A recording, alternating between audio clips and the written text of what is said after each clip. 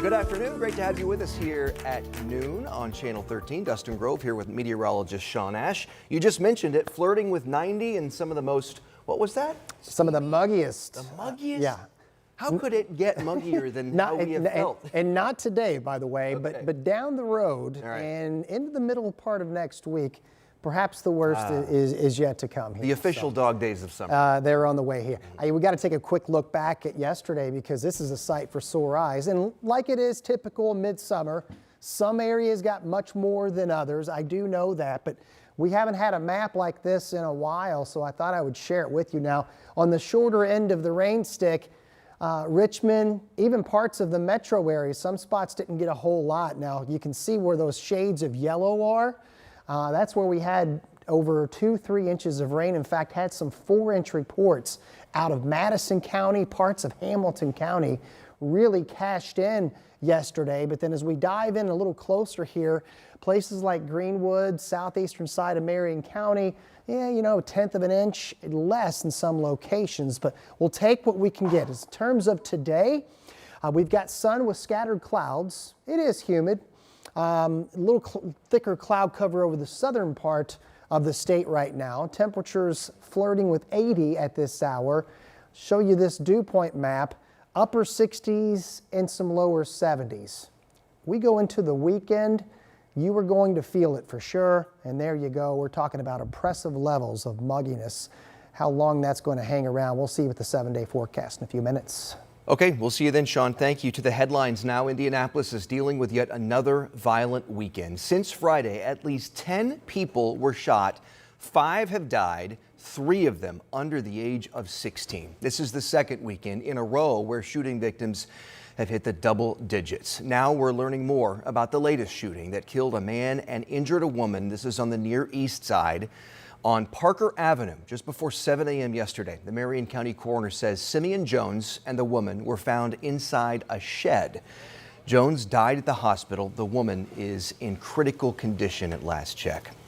A mother is left searching for answers after 2 of her children were shot and killed this weekend, the youngest just 12 years old. Natasha Offit says she woke up Saturday, couldn't find her son Isaiah in the house.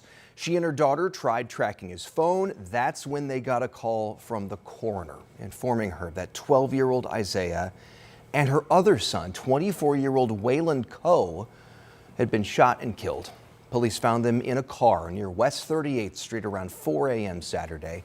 Now their mother says she's at a loss and is calling for the person who killed them to please come forward. They need to turn themselves in. Turn yourself in. It's not going to be avoided like you have. We're going to find out. I don't have no feelings right now. I don't know. Lost for words for both of my boys to be gone. 13 News is monitoring this developing story, and if you have anything that could help police in those shootings, contact IMPD. You can also call Crime Stoppers. The number is right there on your screen. You don't have to give your name. 317-262-TIPS. In just a few hours, city leaders will provide an update to safety plans ahead of this weekend's WNBA All-Star Game. Now, this comes on the heels of those several weekends in a row where we've seen gun violence across the city with many incidents involving teens. So the city curfew issue is now a really big focus. Our Marina Silva looks at the proposal councilors will consider this week. I'm asking and I'm begging that we have a peaceful and safe weekend. Those were words from Chief Chris Bailey on Friday afternoon, a message that followed yet another weekend of gunfire, grief, and growing frustration. Let's put the hate down. Let's love one another. Now, city leaders are considering a new curfew ordinance. Councilor Leroy Robinson's proposal would make the curfew in Marion County earlier for kids by about 2 hours. He's proposing kids ages 15 to 17 can't be out after 11 on Friday and Saturday and can't be out after 9 Sunday through Thursday. Anyone younger than 15, it's 9 o'clock every night. Michael Paul Hart is one of the counselors on the Public Safety Committee. He will hear the proposal in committee on Wednesday. My first reaction to it is, it's a knee-jerk reaction to, a long-standing situation at hand. He says it comes down to enforcement, and he thinks there has to be consequences for parents and kids for breaking the rules. So doing it earlier, certainly we need to, look at some of the parameters, all of it, but I just think without, any type of enforcement mechanism behind it, it doesn't change the behavior of anything. Counselor Paul Hart says the curfew law targets kids who need it. They're not intent on going to find the kid driving home from soccer practice, right? It's the kids that are running around downtown with firearms. The Public Safety Committee will meet on Wednesday to discuss the proposed ordinance change before it heads to the full council. In Indianapolis, Marina Silva, 13 News. And if you'd like to weigh in on the curfew proposal, the committee meeting is at 5:30 coming up this Wednesday night inside the City-County building.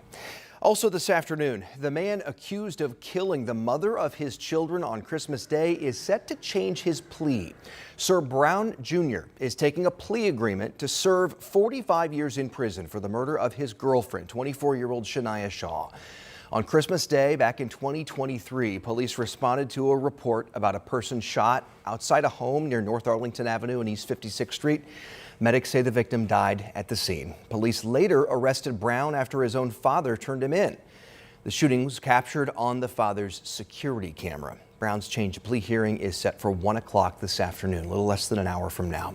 A big break just announced in a 31-year-old murder mystery in Johnson County. Franklin police have identified the parents in the Baby Hope case. Baby Hope was a homicide victim discovered in 1994, and at the time, police had a little body, but no ID.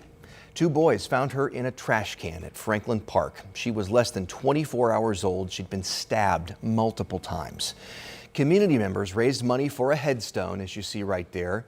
They held a funeral and named her Baby Hope. Again, this was back in 1994. Well, now, all these years later, Franklin police say advanced DNA technology has identified her parents. Indiana State Police and Parabon Labs determined Baby Hope's mother was Cheryl Dawn Larson. Larson died in 2018. Her then husband was not the baby's father.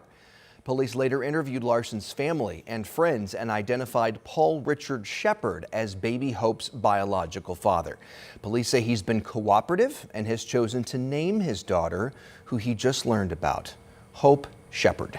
But investigators still don't know who killed Baby Hope, so the investigation continues. We still have open questions to where we need to get, and DNA is not going to answer those questions for us necessarily. It's the public. So the mystery continues. Franklin police ask that anyone with information contact them so they can bring complete closure to Baby Hope's case. Indiana Black Expo's summer celebration is underway here in Indianapolis, and all this week that celebration is going to be going on. Several events are coming to the Indiana Convention Center. Let's show you here. The IBE Business Conference runs today and tomorrow. That offers opportunities for Black, brown, female, veteran, and disabled business owners. And then Friday is the big corporate luncheon honoring contributions to the community. On Saturday, Holly Robinson Peete will be among the speakers at the Mental Health Symposium. IBE is also showcasing a film festival called Beyond the Frame, Black Voice Amplified. The celebration of culture and creativity shows off some of the cinematic works from African-American filmmakers.